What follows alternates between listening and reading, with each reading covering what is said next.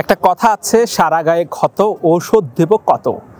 বাংলাদেশের টি-20 দলটার দিকে তাকালে ঠিক তেমনটাই চিত্র ফুটে ওঠে।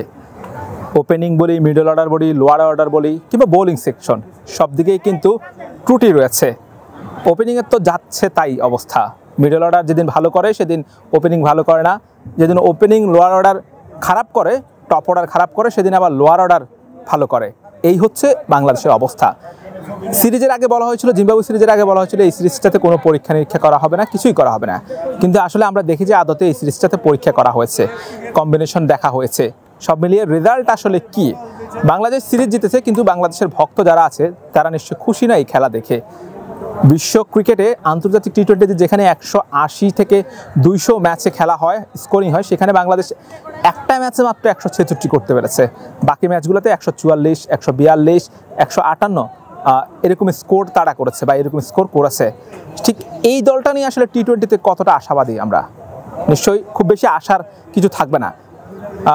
গত কয়েকদিন আগে, সিরিজের আগে, জিম্বাবুয়ে সিরিজের আগে কিংবা শ্রীলঙ্কা সিরিজের আগে ক্যাপ্টেন শান্ত বলেছিলেন যে প্রত্যেকবার বিশ্বকাপ আসার আগে অনেক আশা ভরসা, অনেক প্রত্যাশা থাকে, এবার যেন সেটা না থাকে। ক্যাপ্টেন কি আগে থেকে জানতেন যে বাংলাদেশ দলের এই হাল? এজন্য হয়তো তিনি বলেছেন যে আশা ভরসা বা প্রত্যাশা যেন না করে। আমরা আজকের ম্যাচটা যদি দেখি যে মাহমুদুল্লাহ রিয়াদ তিনি যদি 3 উইকেট পড়ার পর 54 রানে সেই ইনিংসটা না খেলতেন, বাংলাদেশের স্কোরটা কোথায় যেত? সাকিব আল হাসান গত ম্যাচে তিনি যদি 4 উইকেট না পেতেন, শেষ ওভারে তিনি যদি বোলিংয়ে না আসতেন, ম্যাচটা বাংলাদেশ হারতো। এই যে সিনিয়রদের থেকে নির্ভরতা, সিনিয়র নির্ভরতা, সেই নির্ভরতা থেকে এখনও পর্যন্ত বাংলাদেশ দল বেরোতে পারেনি। বাংলাদেশ দলের 4টা ম্যাচ জিতছে, সেই 4টা ম্যাচে মাহমুদুল্লাহ রিয়াদ এবং সাকিব আল হাসানের অবদান রয়েছে। জুনিয়ররা এখনও কিন্তু সেভাবে দায়িত্ব নিয়ে খেলতে পারছেন না। ঠিক আর কবে এই জুনিয়ররা সিনিয়র হয়ে দায়িত্ব নিতে পারবে, এটা আসলে বোধগম্য নয়। বাংলাদেশের আসলে টপ অর্ডার নিয়ে যেমন চিন্তা, তেমনি বোলিংয়েও একটু চিন্তার কারণ রয়েছে। যে আমরা যে রিশাদ হোসেনের বোলিং নিয়ে, সাইফুদ্দিন আজকে এক্সপেন্সিভ ছিল খুব। সাইফুদ্দিন 4 ম্যাচে 8টা উইকেট নিয়েছে, রিশাদ হোসেন তিনিও আসলে বেশ ভালো রান দিয়েছে। তো সেই জায়গাগুলো থেকে বাংলাদেশের আসলে বিশ্বকাপে ভয়ের কারণ রয়েছে যে আসলে বিশ্বকাপের বিশ্বমঞ্চে গেলে বাংলাদেশ আসলে কী করবে। শ্রীলঙ্কার মতো, দক্ষিণ আফ্রিকার মতো শক্তিশালী দল রয়েছে, তাদের বিরুদ্ধে বাংলাদেশকে খেলতে হবে। এই যে বাংলাদেশের যে প্রস্তুতি, ক্যাপ্টেন শান্তর কথা না বললেই নয়। ক্যাপ্টেন শান্ত তিনি আসলে অফ ফর্মে। একজন ক্যাপ্টেন যখন অফ ফর্মে থাকেন, তিনি আসলে দলের অন্য কেউ যখন ক্যাচ মিস করে কিংবা ব্যাটিংয়ে খারাপ করে, বোলিংয়ে খারাপ করে, তাদেরকে আসলে তিনি মোটিভেট করার আসলে খুব একটা সুযোগ থাকে না, কারণ তিনি নিজেই তো অফ ফর্মে, তিনি নিজেই তো মোটিভেশন খুঁজে পান না। সেক্ষেত্রে তিনি অন্য আরেকজনকে কীভাবে বলবে? এইটাও কিন্তু আসলে চিন্তার বিষয়। সব মিলিয়ে বাংলাদেশের আসলে চিন্তার শেষ নেই। টপ অর্ডার বলি, বোলিং সেকশন বলি, ক্যাপ্টেন নিয়ে সব দিক থেকে জাকির আলীর কিপিংটা আমরা এই সিরিজে দেখেছি খুব বাজে মনে হয়েছে, বা কয়েকটা ক্যাচ তিনি মিস করেছেন। এবং আমরা আজকে একটা দেখেছিলাম যে তিনি ডিসমিসাল করেছেন, খুব বেশি সময় নিয়েছেন। এই জায়গাটাও কিন্তু কনসার্ন রয়েছে। লিটন দাস অফ ফর্মে, তার কিপিং কিন্তু ভালো। জাকির আলী রান পাচ্ছেন, তার কিপিং কিন্তু খারাপ। সব মিলিয়ে বাংলাদেশের যে টি-20 দলের পরিস্থিতি, যে প্রস্তুতি, এটা আসলে কোনোভাবেই সন্তোষজনক নয়। বিশ্বকাপের আগে আর বাংলাদেশ মোটে 4টি ম্যাচ খেলার সুযোগ পাবে। ইউএসের বিপক্ষে সিরিজ খেলবেন 3 ম্যাচের, আর একটি হয়তো ইন্ডিয়ার বিরুদ্ধে প্রস্তুতি ম্যাচ খেলবে। এই 4 ম্যাচে বাংলাদেশ আসলে নিজেদেরকে কতটা গোছাতে পারবেন।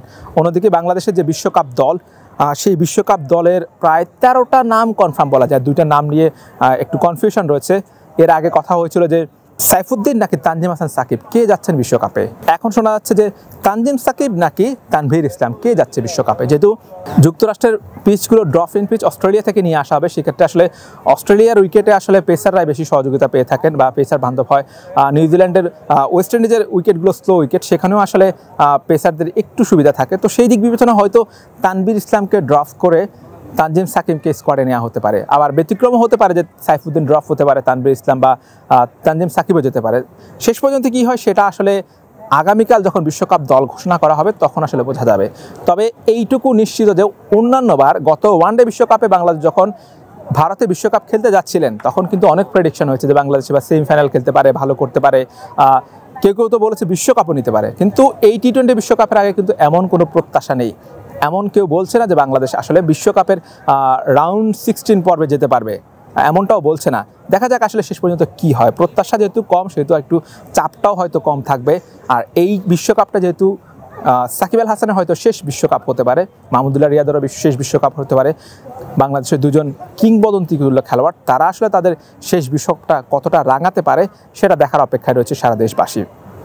Hussain Arman, BD quick time.